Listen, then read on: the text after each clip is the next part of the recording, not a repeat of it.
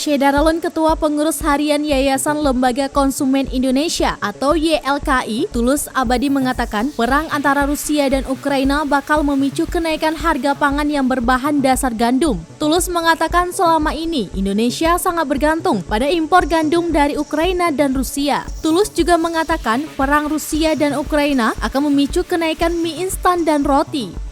Pemerintah belum mampu memenuhi kedaulatan pangan di tanah air. Selama ini, Tulus mengungkapkan Indonesia terlalu bergantung kepada impor dalam penyediaan pangan. Tulus juga memberi saran kepada pemerintah agar fenomena ini tidak terulang lagi dengan cara harus berdaulat secara ideal di bidang pangan atau setidak-tidaknya pemerintah harus mampu mencari diversifikasi impor dari negara lain selain Ukraina dan Rusia.